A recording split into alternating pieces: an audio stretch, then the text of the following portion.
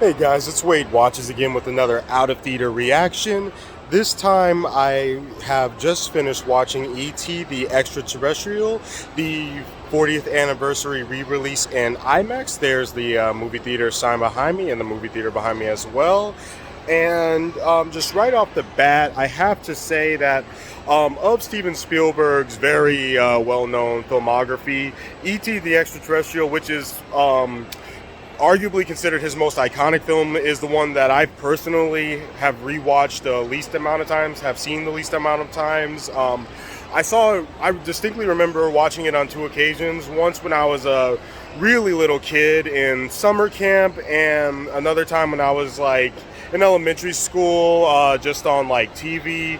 And since then, I've never rewatched it properly. I've had it on mostly for like background noise, or just kind of have watched it in passing on cable television, but I've never really watched it, like took the time to sit down and really watch it, like, in full detail in years. So yeah, this is honestly my first time properly watching E.T. the Extraterrestrial in a long time, and what better place to do that than in IMAX? And I think it'll only be in IMAX for this weekend only.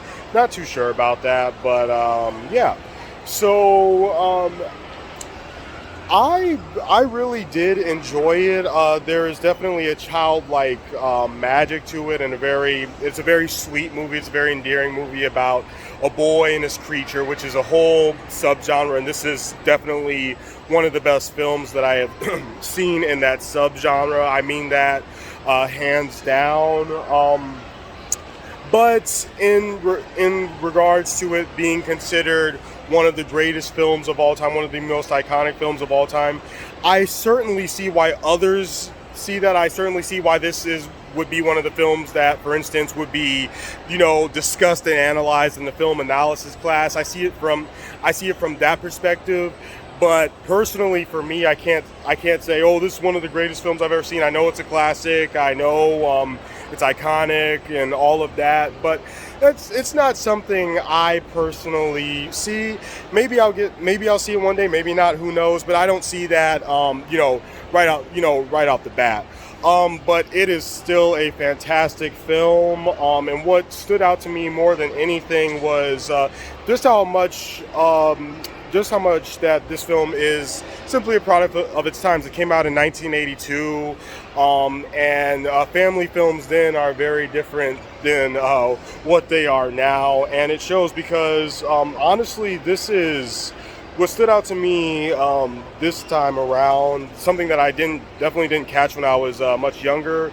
It's just how serious of a film that this is, and just how many dark moments that there are. And honestly, before you really meet E.T., before he's properly introduced, before he and Elliot officially meet, it kind of has a horror vibe to it, a very mysterious and very almost sinister vibe, and I dug it because this is a film that, because it is a product of its time, doesn't feel the need to be overly cute or patronize children, dumb things down just because, oh, it's a family film, it's a kids film. So I really appreciate it for that, and that honestly makes it all that's honestly one of the things that makes it great, because childhood isn't in it a bunch of pop culture references and funny jokes and farts. It can be mysterious, scary, and confusing at times. And E.T. the Extraterrestrial is honestly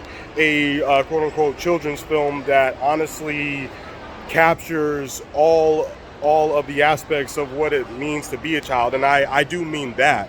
That is something I can say for the film, that it really does. It has an honest viewpoint and an honest outlook on childhood. So I will give it that.